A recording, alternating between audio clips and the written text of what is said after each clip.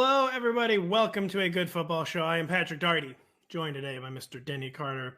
We're going to take a spin through the latest NFL news, including Jerick McKinnon's return to Kansas City and the increasing chatter that Josh Jacobs could have his role scaled back in Vegas. We're also going to check in on Tony Pollard and Saquon Barkley receiving season and debate potential landing spots for Terry McLaurin. I don't know if we're actually going to do that or not. I mean, he's not going to get traded. We'll see if we get around to it. Before welcoming in and bearing the lead, Mr. Lawrence Jackson for a series of what I've deemed pointless debates. They are inspired by my Twitter poll the other day of who would you rather start in 2022, Drew Lock or Sam Darnold. So we're going to have ourselves a few pointless debates here on June 14th. And boy, are they pointless. We're talking real pointless. But first, Denny, I've been doing a lot of airport traveling recently, and I've been hearing, a lot of like not ambient, it becomes ambient basically, the kind of music they play in like airports and grocery stores. And in both Lambert Field and Hartsfield Jackson, Lambert Field being in St. Louis, Hartsfield Jackson being in Atlanta last week, I was connecting to Birmingham. I heard Weezer's Island in the Sun. Heard it in the same day in two different airports, and I'm like, this has become one of like the quintessential Muzak airport grocery store songs. I was wondering, what comes to mind for you when you think like grocery store Muzak? What do you think is like a signature Muzak song? Speaking of that song was very popular when I was a senior in high school, and it was huge. Well, I mean, Weezer was like the biggest band in the history of the St. Louis suburbs. Oh, okay. And like when they returned, it was between 96 and 2001. They went without albums, and like that's like an eternity in a teenager's life. When they came back in 2001, it was huge. Essentially like, I mean, no offense to Jesus, but it was basically like Jesus came back, and like one of the biggest events in the history of my suburb. Let's not get religious in this talk about Weezer, but I think that was the Green album, correct? It was the Green album, the second self-titled album in 3 years. They've since gone on to produce 42 self-titled albums with colors. And here's the thing about those. They've all been bad. They've all been hellaciously bad. Yes. And miserable. Rivers Cuomo seems to be like, I think maybe conducting a CIA experiment to see like what fan bases will put up with, like once they've become hardcore. Like, well, I mean, surely this can be the one that finally breaks the back of this fan base. But no, it never does.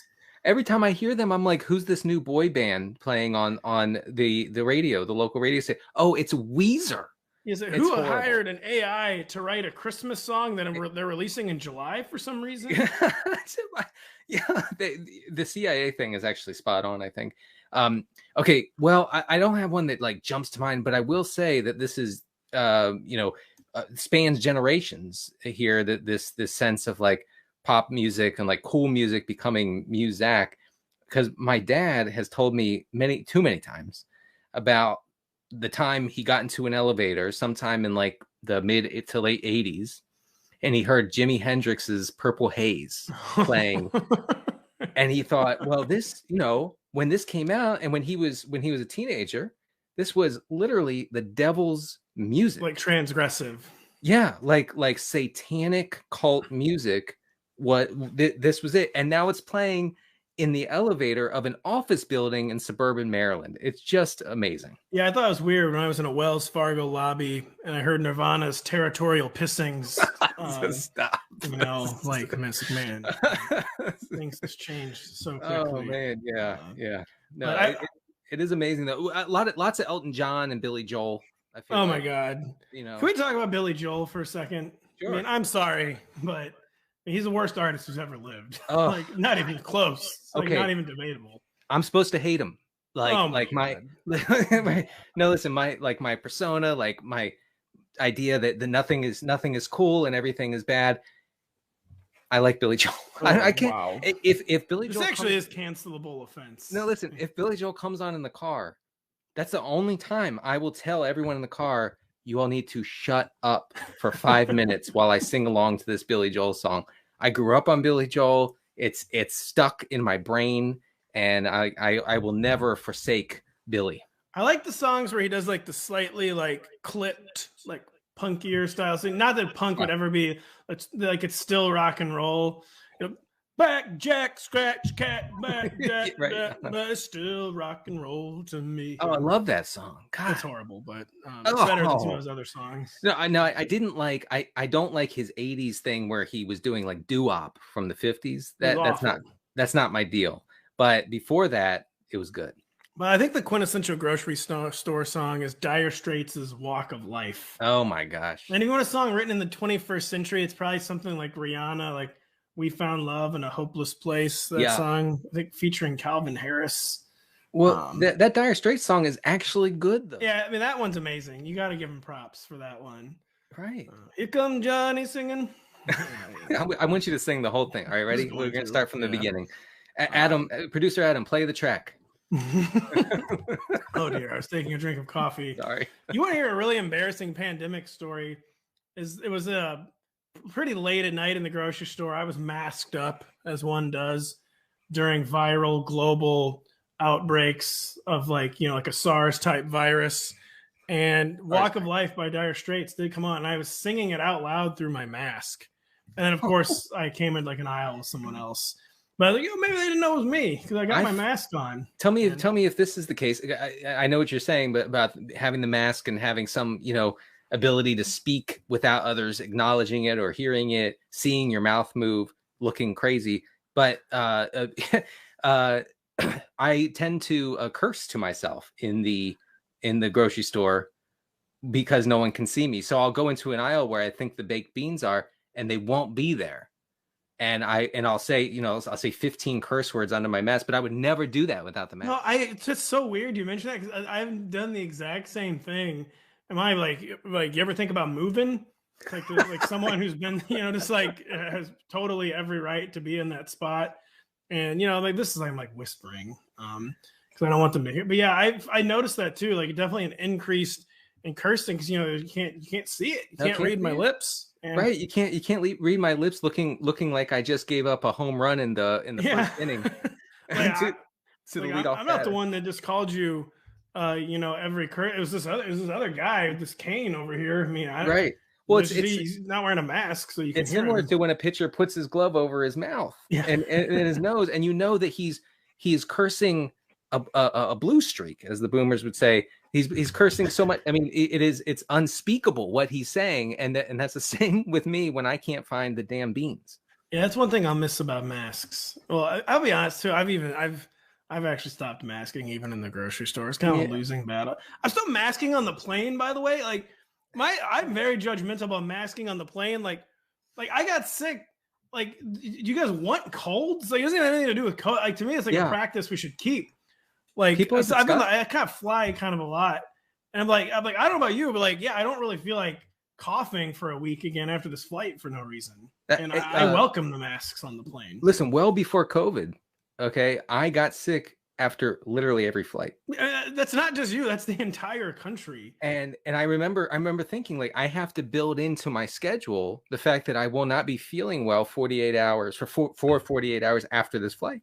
Now, don't get me wrong. I take the mask off for the entire 25 minutes of having my Bischoff cookies and coffee. But, I mean, you can't get sick then. Everyone knows that. So, no, of course.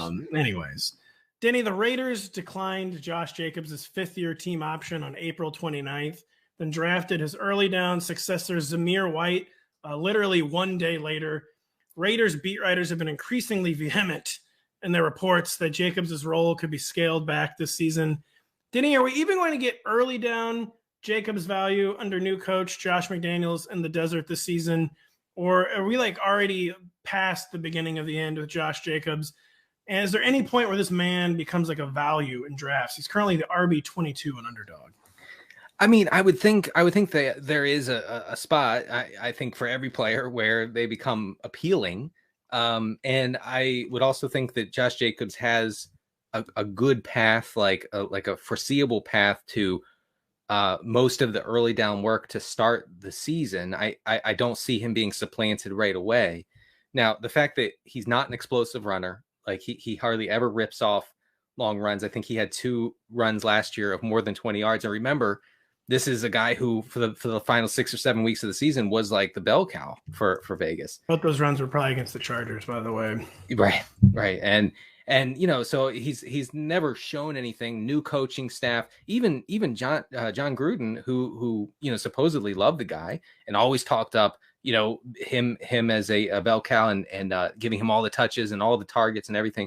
Even John Gruden couldn't find a way to really utilize him in that fashion. So I'm not drafting him at ADP.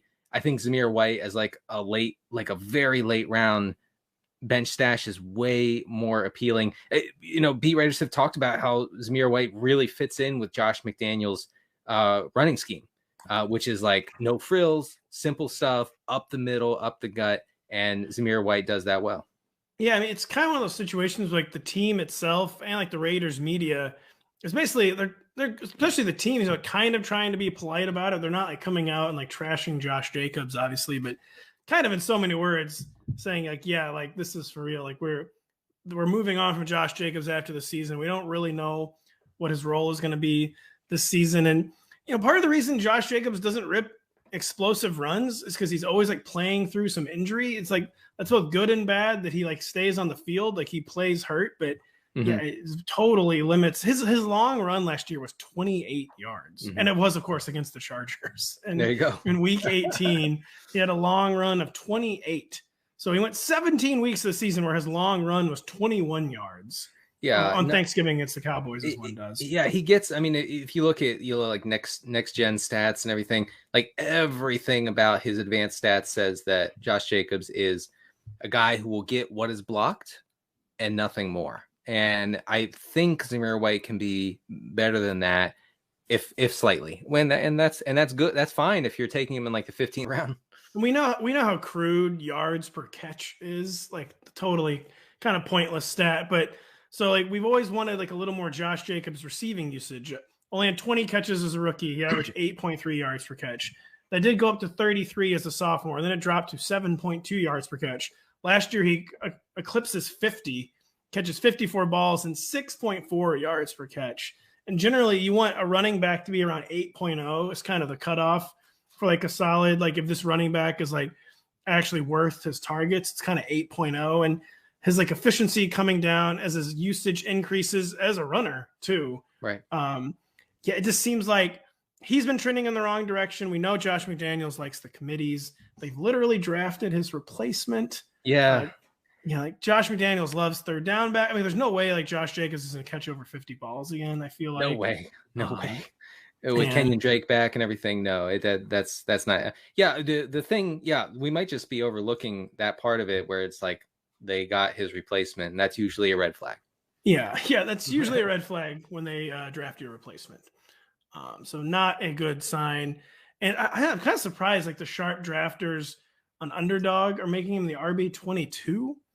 Wow, that seems bullish. Yeah, it seems very, very bullish. And, that's a sharp group, like we said. So it is. But yeah, I think that'll come down. And Josh Jacobs is just going to be trending in the wrong direction all summer, Denny. Friend of the show, Clyde Edwards-Helaire, recently received more bad news when the Chiefs re-signed passing down back Jerick McKinnon. McKinnon, of course, ended up usurping CEH for some of the most important touches of the year during the playoffs last season.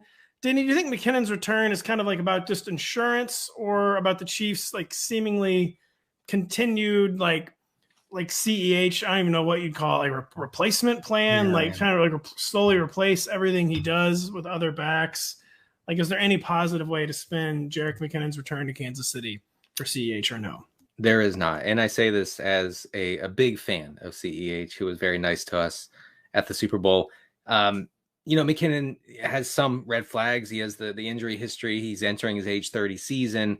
So, you're not drafting him as a guy who's going to see, even 12 or 15 touches a game or anything close to that. But he was really effective as a pass catcher in, what became like a short check down KC offense last year when they had to make that shift in offensive philosophy. And he saw 48 touches in 3 postseason games for Kansas City. He was by far their most effective back in any way you want to measure it.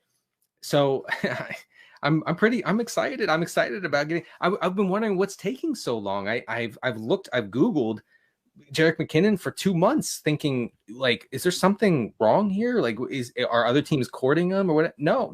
The answer was no. He finally comes back.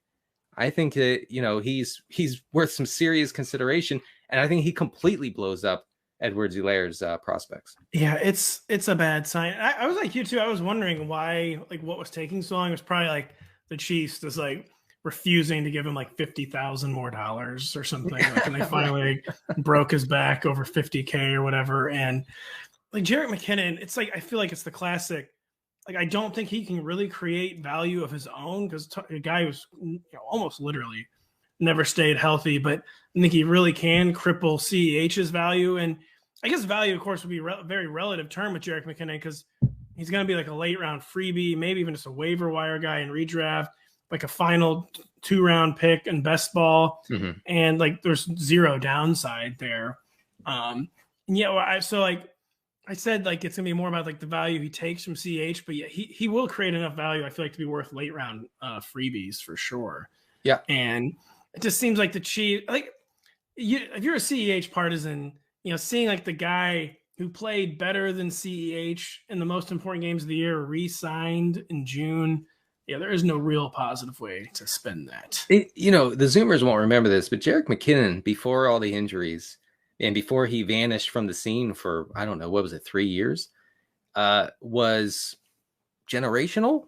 I mean, was like I'm talking about. You better believe it. As a prospect, like off the charts in every measure, in every measurable way, and his production when given touches, in Minnesota was unbelievable.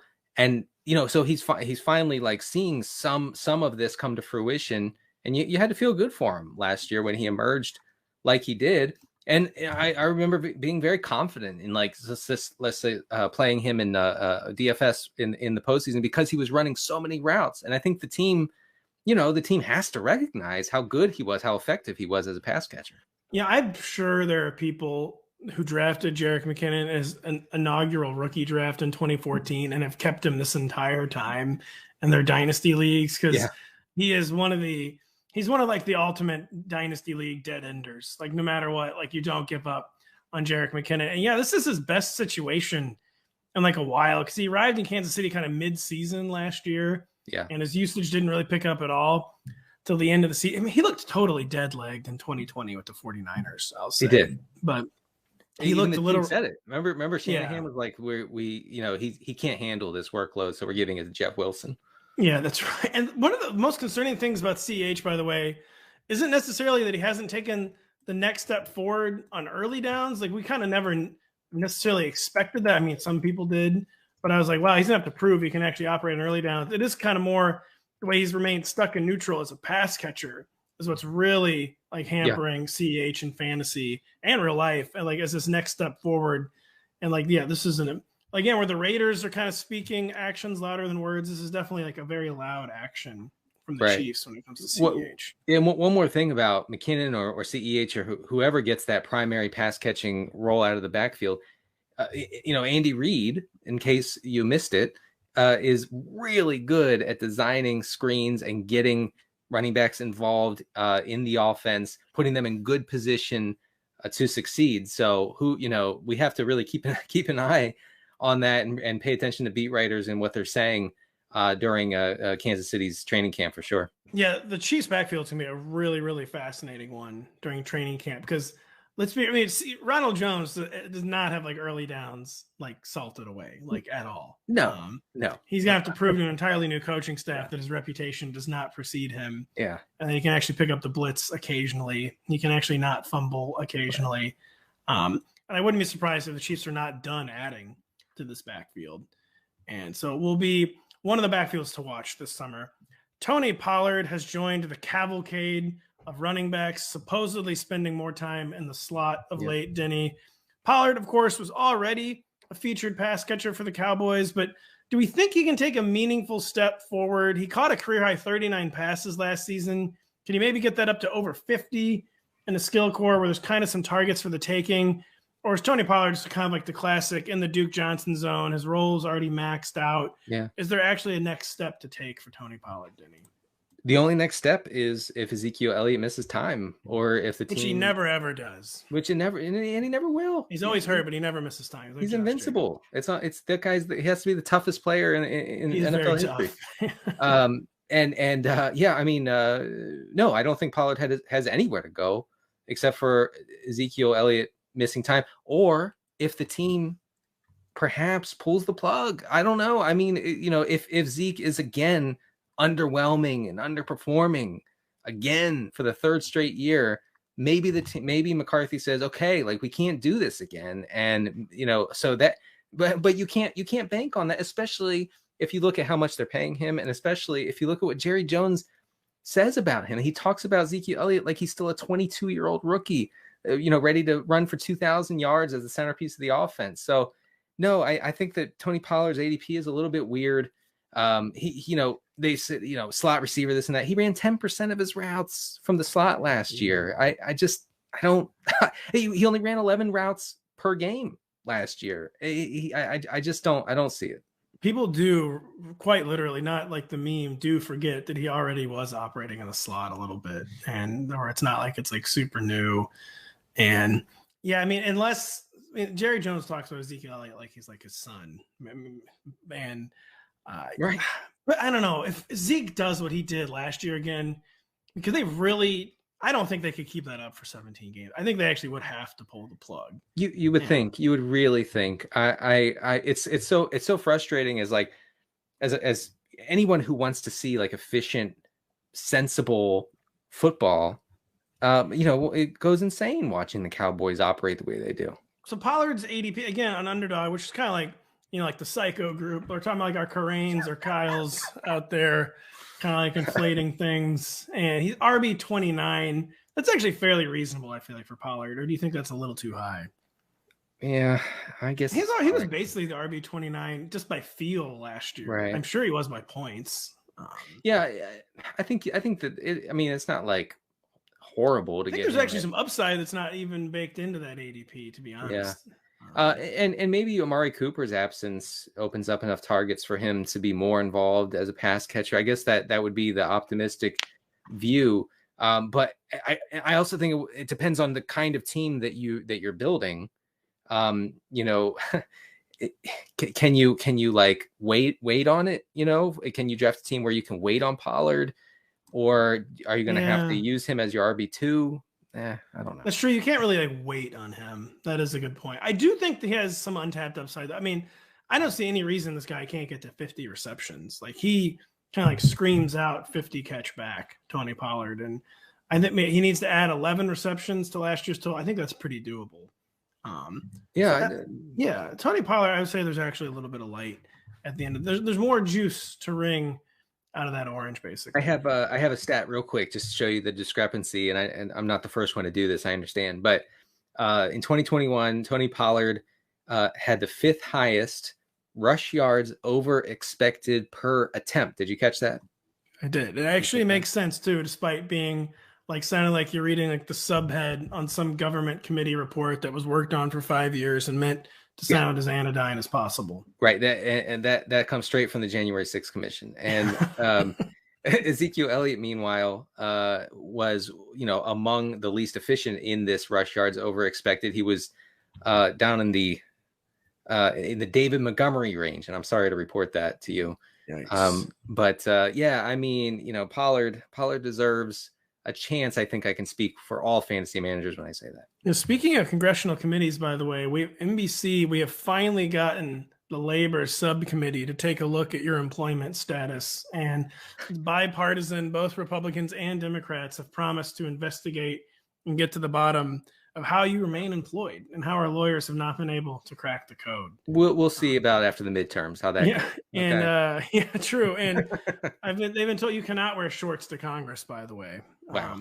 You're wearing a short suit today. We were informed before the show. I am. I'm wearing I don't know if folks can see this or whatever, but I am wearing my Pride suit jacket and the shorts that go along with it. It's very sharp, but you'll be loaded into the paddy wagon if you show up in Congress wearing short suits. Yeah, what can you do? Never owned. We're getting close to welcoming in Lauren. We're just going to skip Terry McLaurin talk about. He's not going to get traded. I mean, it's kind of to talk about. So we're just going to skip that one. But real quick, elsewhere in the NFC East, Saquon Barkley has apparently graduated from lining up as a mere pass catcher, Denny, to weapon status. He is now becoming an offensive weapon.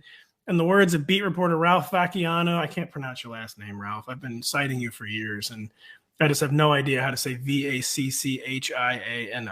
Vacchiano. I think it's Vacchiano. But Ralph says, when the huddle breaks at Giants practice, there's no telling which direction Saquon Barkley will be headed anymore. One play, he's a running back.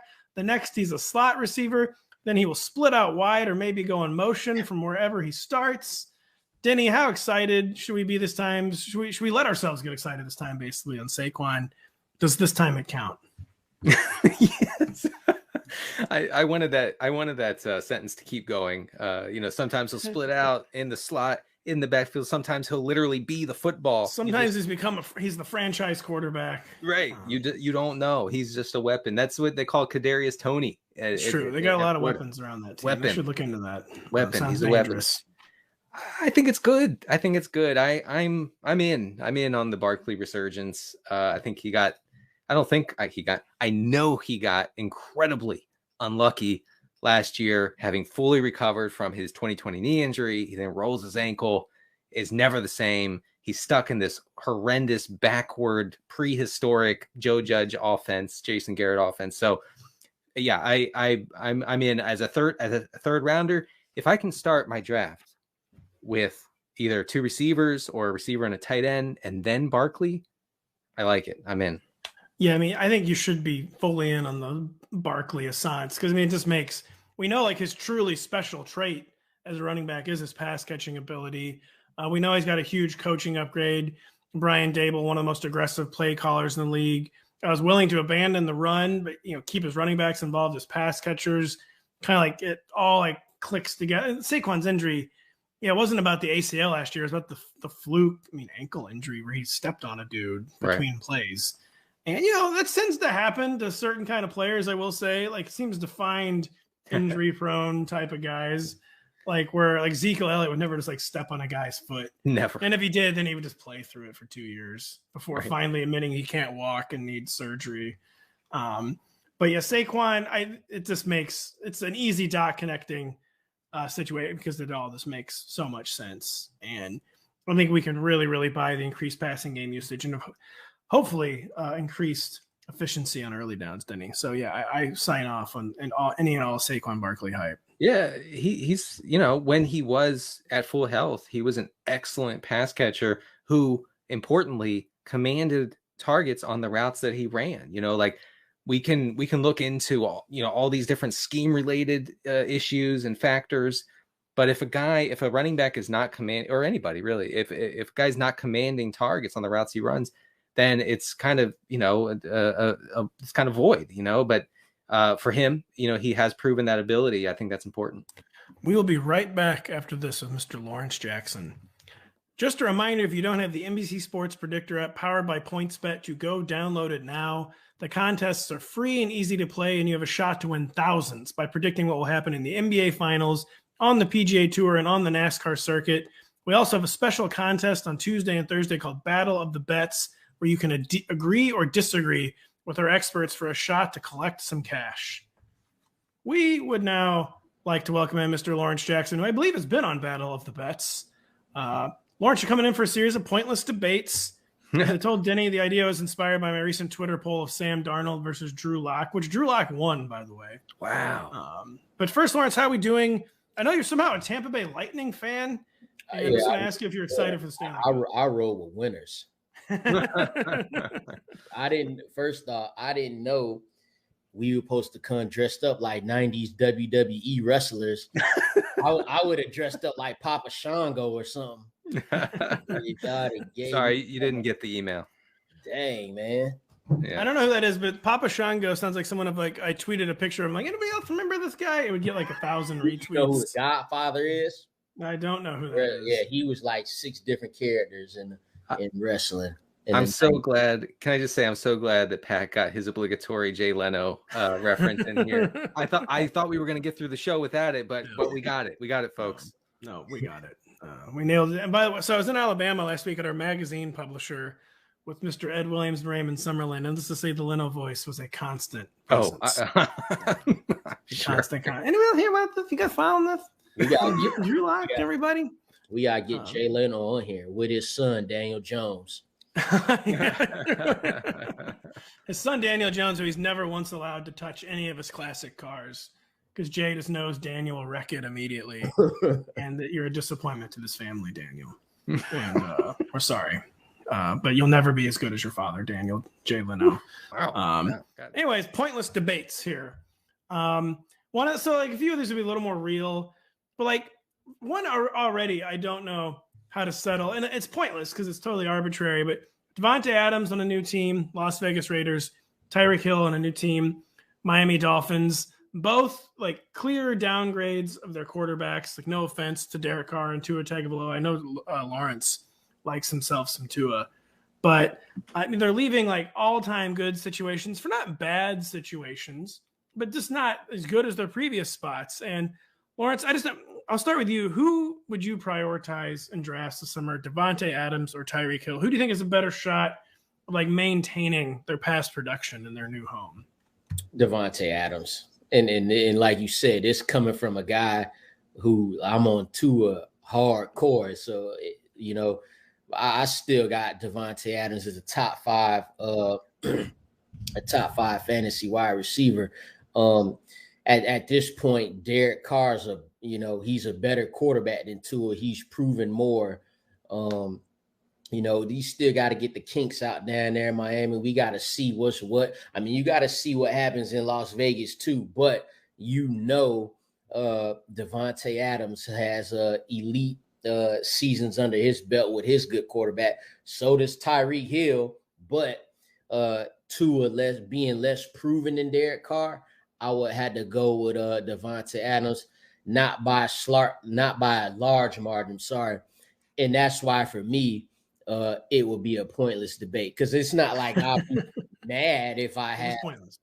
It ain't like I'll be mad if I have Tyreek, and like you say, they both coming from like not good quarterbacks, great all-time great quarterbacks. Yeah, you know what I'm saying. So it's like, yeah, I'll take Davante Adams, but if you give me Tyreek a couple of picks later or the next round later, rather, I'm not gonna cry about it.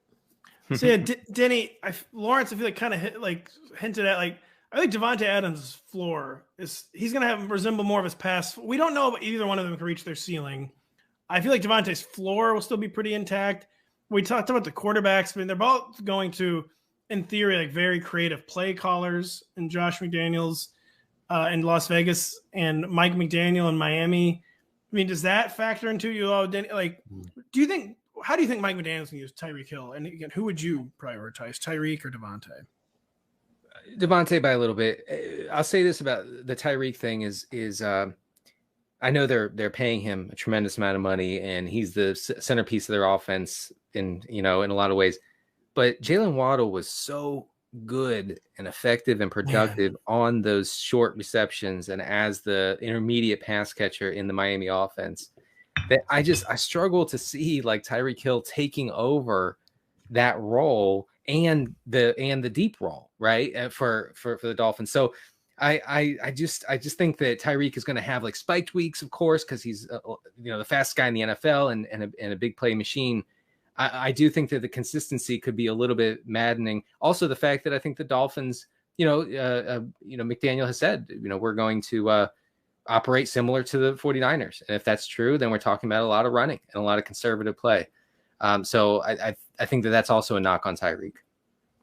That's actually a pretty interesting point about the Dolphins and Tyreek and his potential underneath usage, because we knew he took on a lot more underneath usage with the Chiefs last year. I mean, some would say like frustratingly more. Like Tyreek needs more opportunities down there, which Tyreek seemed very upset about, by the way. Recent comments was basically like they weren't letting me be me. So maybe that's weird too. That was weird. Like Woody got 150 something targets. It's like Hollywood Brown said the same thing. But. Yeah, and they were giving him like room to like make play. In theory, Tyreek should be the kind of guy who could like take a slant and go to the house, like Odell Beckham in his prime. But yeah, I feel like Tyreek is going to be utilized more like his traditional downfield role. It could become like highly volatile. I mean, he was even at his best of Chiefs days, like his 1,500-yard seasons, he was volatile, but that was always with week winning upside with Patrick. I feel like the floor could creep like a lot lower in Miami, where you could have some like 2-catch, like 28-yard type of games if none of the downfield bombs hit. He'll have those. Yeah, I just feel like it's 3 for 3 for me too on Davante, just because if we're talking about like the four like outcomes for Davante and Tyreek, Davante floor, Davante ceiling, Tyreek floor, Tyreek ceiling. I have the most faith still in Davante's floor. Like Davante Adams will get us floor. Like no matter what, I'll have like at least 1,200 yards, like 10 or 11 touchdowns. Any final thoughts, Lawrence, on the pointless debate, or should we move on to number 2? We can move on to number 2. It's getting more. Well, this one's a little less pointless than the other two, but I, for some reason, the other day was thinking like, would I rather have Michael Thomas or Allen Robinson, like 2 former fantasy greats returning from like very like weird seasons. In Michael Thomas's case, multiple seasons, but we have Allen Robinson out of the Matt Nagy desert. Finally, a much improved offensive situation with Matthew Stafford and Sean McVay. Or like, we want to bet on Michael Thomas, and who the last time he was healthy literally set the all-time receptions record. And I don't even know why. I was just like thinking about these two the other day. Like, who would you prioritize? I'll start with you, Denny. Is there any daylight between Michael Thomas and Allen Robinson? It's hard to like definitively talk about Michael Thomas's prospects because, you know, he's still recovering. He's still hurt, and he's not participating in this and that. And like, he'll be ready for training camp supposedly, but he's supposed to be ready for everything. You know, these mile markers come and go. Oh, he's ready. He's going to be ready for OTAs, mini camp, training camp. You know, oh yes, definitely week 1. I think I have to see it. Like, I have to see some progress in him coming back to the field and being at full health. I guess I'd have to go with Allen Robinson right now because, you know, that number 2 role in the Rams offense is really valuable. And we saw that with OBJ last year. This can be, and was for the second half of last year, a condensed, concentrated Rams passing attack where it was either Cooper Kupp or OBJ, maybe a little bit of Van Jefferson down the field, but not much else. And I think Tyler Higbee managers could attest to that. And you know, so I think that Robinson can, you know, get back on track, and he's in an aggressive offense, an offense that throws the ball a lot in the red zone. And supposedly, according to Rams beat writers, he's supposed to take on kind of a primary red zone role with Cooper Kupp there. I don't know if that's a realistic thing, but I'll go with Robinson over Thomas. Lawrence, I feel like these are the kind of players a lot of times you like in drafts too. I feel like you like to target sometimes the bounce back types, maybe like disrespected veterans. So I thought this would be a really interesting question for you. And where are you leaning with Michael Thomas and Allen Robinson? Well, both of these guys is actually, you know, disrespected veterans trying to get back on their feet. In fact, the only reason we really got these two, Allen Robinson and Michael Thomas, in the same sentence is because we don't know what's the deal with Michael Thomas. Tomorrow, if they say, you know, he's ready to go for training camp, then this is Michael Thomas by a landslide. So if I'm drafting, you know, in mid-August, I would hope there's some more clarity there because they have around the same ADP. If I'm drafting in mid-August, I'm going to just take Michael Thomas simply because, you know, where like his role on his specific team, it's hard to do that. But like if you just get a healthy Michael Thomas in August, like he the man right there. Allen Robinson, he'll have value too, just like Denny said. What OBJ did was great, and I feel like Allen Robinson could do that or even better. But I'm thinking like more towards like when most drafts happen for redraft, I would say Michael Thomas. And I don't feel great about it, but I'm still saying it. And I don't even know if I don't even know if I'm defending the disrespected veteran.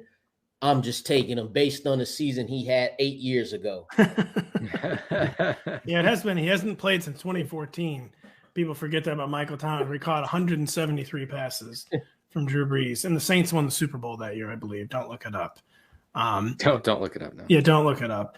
But Lawrence just hit at there. I mean, like, there's a lot of variables with both these guys, but there's no variable like Michael Thomas's health, where it's just become one of the biggest wild cards in the entire NFL. And Allen Robinson, I just feel like there's a lot of variables there, but like there's more like his kind of variables are like the untapped upside type of variables, like going to a way better quarterback, going to a way better coach, like by far the best coach and quarterback he's ever had. A role that we saw instantly revive a player in a similar career situation last year in Odell Beckham, like a quarterback that will actually like take those tight window shots to Allen Robinson. He's a guy, he's not going to be separating like by huge margins at this point in his career, but he's always dominated one-on-one in those contested catch situations. And there's just so much. I like his variables a lot more than Michael Thomas, who, Sean Payton, his two like protectors are gone. Drew Brees and Sean Payton, the two guys that Michael Thomas made history with, they're gone. And it's been so long since we've seen him play football. And I had him ranked higher, like all spring. Michael Thomas, this latest like health, we're like, they're basically saying, yeah, I mean, he's gonna practice at some point, maybe. Right. I think I'm officially moving to prioritizing Allen Robinson in drafts. Yeah, me too. I'm flipping. I'm with y'all, man. Yeah, it's time to flip. We were for him before we were against him. I will say that the addition of Chris Olave to the receivers room is probably significant for Thomas and for the team in general. I mean, Chris Olave, like all he's ever done is command targets and produce when getting the targets.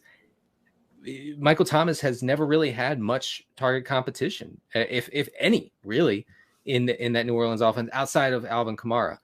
No, it was always dudes like the three of us, like five. Denny's actually kind of taller than you expect. We're all like 5'9", 5'10" type dudes. And Mike Thomas, like, get out of the way. Like, I'm going to let's get at 200 targets, and if you even look at me, I'll just punch you in practice. Right. Like that kind of situation. There's also Jarvis Landry in the slot, and all Jarvis Landry's ever done is get 150 targets. Like it's just his game. So I keep forgetting about Jarvis. Landry. I don't know, man. I feel like the Michael Thomas ADP is a little bit of a time bomb. It's a much more certain situation that like Allen Robinson going into something that's ready made. Mm-hmm. Michael Thomas ain't played with Jameis Winston. Sean Payton, he out. Like you said, it was Traquan Smith and whoever else as his, the receivers behind him. Yeah. It's just a lot of uncertainty right there. And, Drew Brees he got a limit on where he throws. So that worked out well for Michael Thomas. They like to call him slant boy. I won't call him that, but that's what they do. You won't say that? I ain't gonna call that, man. But if it's perfect, Jameis Winston, he's still risking it for the biscuit like he was with Bruce Arians. So it's just, I'm with y'all now, man. See, I could be convinced. There you go. I'm not stubborn. I can be convinced. I'm going right on over there to LA Rams with y'all. That's what makes me a good fantasy manager. Lawrence, you just really highlighted where, like, in theory, you'd think the guy who's on the team that he's always been on would have fewer question marks. But I think there are genuinely more question marks for Allen Robinson. It's like totally different brain trust in New Orleans. And there's a time he didn't want to be on the team, they say. Yeah. Boy, Jarvis Landry and Michael Thomas, the same receiver core, by the way. When you were talking about like two like big personalities, like Jarvis Landry is one of the most intense players in the entire NFL. Like those guys fighting for targets with like the rookie, a young first-round rookie. It's going to be interesting. The analytics say there's a 100% chance Jarvis Landry fights Michael Thomas on the sideline in a regular season game. Yeah, well, he's already gotten in a fight. What's is it Michael Gardner Johnson? What's the guy's name? That's the guy who's always Gardner Johnson. Yeah. He fights CJ Gardner Johnson. He usually is fighting people on the other team, but he has fought Michael Thomas in the past. And well, beat writer said that Jarvis Landry is the most intense player they've ever seen on a practice field. Like he's probably already fought CJ Gardner Johnson. Maybe he's more of a leader too than he is. Michael Thomas. Like not even close. That's a good point. By the time Michael Thomas come back, everybody gonna be following Jarvis Landry lead. Well, like most of the Saints, I won't even know who he is. Like I saw this guy on like NFL Network one time, like in a retrospective on the 2004 season where Michael Thomas set the NFL single season receptions record. But yeah, they don't even know who he is. 48-year-old Michael Thomas, who has not played since 2006. Anyways, don't look it up we're getting into like the real bottom of the barrel here, but I feel like this is a worthy question too. There's no real fantasy relevance to this question, but would you rather have your team get Baker Mayfield or Jimmy Garoppolo? Lawrence, we'll start with you. It sounds like the Panthers are maybe finally getting close to acquiring Baker Mayfield. Would you rather have Baker Mayfield? If you had to choose, would you rather have Baker Mayfield or Jimmy Garoppolo for 2022? You want to talk about tough. You want to talk about this is tough because I think, in between the ears, I'm going to pick Jimmy because of that. The thing that Baker got going for him is he's younger. He's played well. He's proven that he could play well. But he's also proven otherwise too. And then there's, how is he going to respond to the criticism and what have you? You got Jimmy G, who, they drafted Trey Lance, number 3 overall. He said, all right, cool. Let's just go to the NFC Championship again, and he is nothing perfect about him, but I think he's still wanted as a starting quarterback in the league, and he should be. Same for Baker. So when it really comes down to it, Jimmy a little older, but I'll take Jimmy knowing that, he better in between the ears and he more handsome. So I'll take Jimmy G over Baker Mayfield. That's for sure. Hey, Baker's a little underrated for his handsomeness. He can Mayfield. Put him next to Jimmy G. You can't do that. You put pretty much anybody next to Jimmy G and they can't hold a candle. I mean, the guy's insanely good looking. I saw him on that Subway commercial. It's a Subway commercial. I'm like, come on. You can't be an elite athlete and the most handsome dude on earth. You pick one or the other. Stay in your lane. Stop dithering though. Yeah, you're filibustering. So you don't want to answer this extremely difficult question. I'm gonna keep going for the next 37 minutes. Jimmy G's looks. All right, no, I'm taking Baker because here's the thing. Assuming that Baker can get back to his 2020 form, where he was a solid game manager type in the Cleveland offense, and not having two torn labrums. However, I don't even know how that's possible. But too many labrums were torn last year. I would try to tear fewer labrums this year if I were him. And so if he can get back to that 2020 form, I think that he's better because I think Jimmy Garoppolo is the ultimate system quarterback, and I mean he can't do anything outside of the perfect passing system, which Kyle Shanahan installed the perfect passing system for a guy who can make accurate intermediate throws to Deebo Samuel or George Kittle, and then they can do the rest. He can't do anything else. He's not that mobile. He can't throw downfield. He can't improvise. Jimmy Garoppolo can't do anything outside of what is given to him. So if he goes to Carolina, he will be a disaster. Jimmy Garoppolo, if he went to Carolina, would not start more than 6 games, I guarantee you, because he can't function in an imperfect system, and I would call the Panthers offense imperfect. So I think it's Mayfield. Yeah, a guy who struggled under Kyle Shanahan going to Ben McAdoo, who was kind of maybe underrated for his work in New York, but yikes. And I'm just going to go Baker just because I don't think there's much more of a step for Baker Mayfield to take, but I do feel like we probably have not seen Baker Mayfield's best football as an NFL player.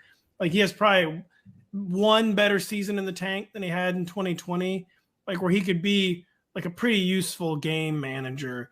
Whereas Jimmy G, man, if you're falling apart under Kyle Shanahan, I just don't really know. I mean, look what happened every time the 49ers had to face negative game scripts and had to come back and had to get outside of their offensive comfort zone last year. Garoppolo every time he dropped back, you're thinking, this is a pick six. This is a back-breaking pick six. And he almost threw, I don't know, 4 of those against the Packers in that game that they ended up winning. I don't know. He was trying to get him that game, but then they won. But this the thing about Jimmy. He might throw that pick six. He might. He hand the ball off good. He does. Not that. You can't. The handoff game is on 100. If he throw that pick six, that presser afterwards, yeah, he's gonna be cool. He's like, I played bad. This. Oh yeah. They're gonna be blaming the fans. They're not being quiet.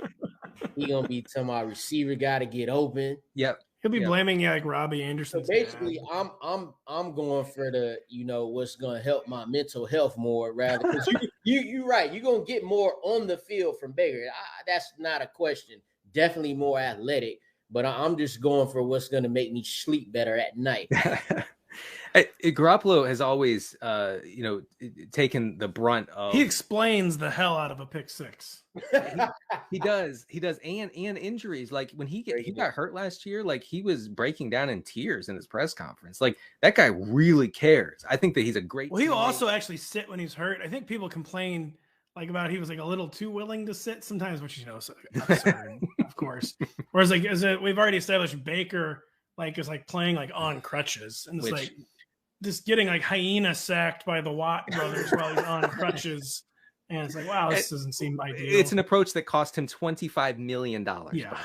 I give Baker his due, though. I mean, playing hurt is tough for any football player. And he has been quiet for the past few months. He ain't been saying nothing, which is that's not usual for him. So I can appreciate him just, staying back, seeing what happens. And then, maybe he'll get down there to the Panthers and make CMC that RB1 overall.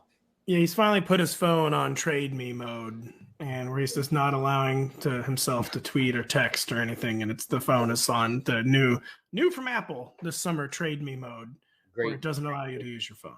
Yeah, I will say that there was a funny theory floated last week on the ESPN Plus where someone, I forget who the writer was, but they said if Mayfield wants to be traded, he should go to minicamp and just show up and be like, hey guys, and the Browns will be so deeply uncomfortable that they will call anybody and be like, we'll listen, we'll eat the money. He's here in the facility with his teammates. No one likes him. We'll eat the $25 million. We're shipping them to you tomorrow. Just start taking reps. Yeah, exactly. Yeah. Just start really working on his chemistry with Harrison Bryant and get that ready to go for the season. The final and most pointless debate by far is, of course, the aforementioned Sam Darnold versus Drew Lock. And it might be a moot point soon because Sam Darnold might lose his job to Baker Mayfield. It was actually inspired, by the way, by Chris Sims' quarterback rankings, which are really interesting. He's the class, Chris will have a lot of rankings. I don't know, Chris. I feel like Chris Sims is kind of the ultimate, before the season, he'll have a rank that looks really bad. And then after the season, it ends up being right, which is what happens when you follow your heart in rankings. So Chris always has really thought-provoking quarterback rankings, but he had Sam Darnold ahead of Drew Lock, and I was like, I don't know, man. And I think I would prefer Drew Lock, but am I on an island with this? I feel like there's still a little untapped upside with Drew Lock. I mean, even if it's 1%, and there's none with Sam Darnold. But I don't know, Lawrence, what do you think?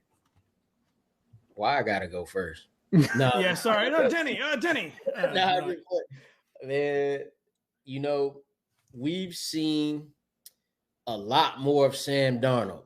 We've seen him, a season now, and he done been benched. But then again, Drew Lock, we haven't seen as much of him, but that's because he keep losing starting jobs to Teddy Bridgewater, and he about to lose it to Geno. Yeah. I don't. Man, I'm picking Sam Darnold just because the fact that we even seeing reports that Geno competing with him and is winning the competition.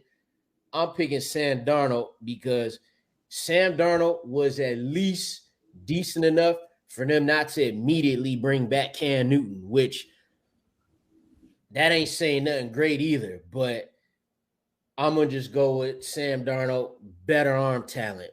Yeah. Yeah, I don't. How much further did Sam Darnold have him? Did he have him over Drew Lock? I think 4 or 5 spots. I think he had Drew Lock 40th, and he had Sam Darnold like 35th. So it wasn't like he had like Sam Darnold in the top 32 or anything like that. I think Drew Lock is like probably the worst quarterback in the NFL. Like, and I'm sorry, I know you want him to be a thing. Maybe he's the one Mizzou quarterback I've ever personally rooted for on the pros. I mean, that guy is miserable as a thrower. He seems like a great athlete, and he's a good athlete. He showed that again. Remember against Kansas City in week 18 last year, where probably he just busts out for 2 long touchdowns and he outruns everybody on the field. I was like, what is that? This guy should be playing tight end. But I think we have a career move maybe. But yeah, I'll go with Darnold. I just feel like that is true. The football we've seen from Drew Lock is inarguably worse than the football we've seen from Sam Darnold. But I feel like there's definitely no next step for Sam Darnold to take. Whereas in theory, you could argue maybe there is for Drew Lock, but yeah, there's not. There's not. Not if you like head to head with Geno Smith right now. No, that's like this was another show. We talked about it like, for DK Metcalf in fantasy, we would prefer Geno Smith. Oh, yeah. Because he ain't gonna run them long touchdowns. And he's probably more accurate. Man, that's pretty bleak, but yeah, you don't want to be competing with Geno Smith in 2022. He's definitely, I mean, he's definitely more accurate. So in that week 18 game against Kansas City, Drew Lock was minus 9% in completion rate over expected. It was like in line with Taylor Heineke. So even a good game was bad for him.